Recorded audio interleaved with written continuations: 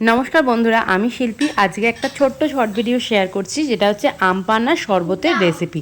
প্রথমেই হচ্ছে কাঁচা আমগুলোকে আমি ভালো করে পুড়িয়ে নিয়েছি। তারপর গোটা জিরে হচ্ছে ভালো করে সেঁকে নিয়ে আমি গুঁড়ো করে নিয়েছি। আর এরপরে কিন্তু আমগুলোকে দেখতেই পাচ্ছেন, এরকমভাবে পর্যায়ে পোড়াবেন যাতে ভেতরটা পুরো একদম নরম হয়ে যায়। তারপরে আমের খোসাগুলো ছাড়িয়ে নিতে হবে ভালো করে। এরপর ফ্রিজ থেকে ঠান্ডা জল দিয়ে আমগুলোকে ভালো করে আমি একদমই চটকে নেব, যাতে আমের পাল্পটা ভালোভাবে কিন্তু জলের মধ্যে বেরিয়ে আসে।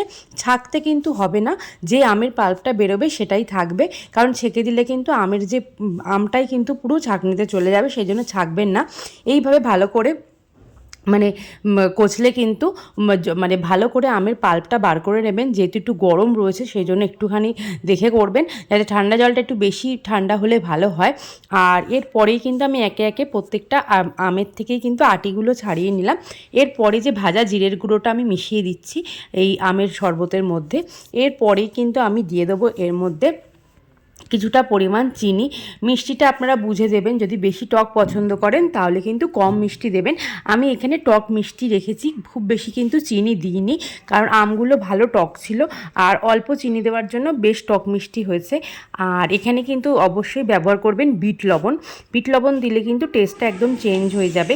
তার সাথে সাথে কিন্তু আপনারা একটা ধনেপাতা পুদিনার চাটনি বানিয়ে রাখবেন, সেটা যখন খাবেন তখন গ্লাসে দিয়ে এই শরবতটা দেবেন। এরপরে কিন্তু আমি ভালো করে সবগুলোকে মিক্সড করে নিয়েছি। আর কিছুটা চিয়া সিড ভিজিয়ে রেখেছিলাম, সেই চিয়া সিডটা দিয়ে এরপরে কিন্তু আম পান্নার শরবতটা দিয়ে দেবো গ্লাসে।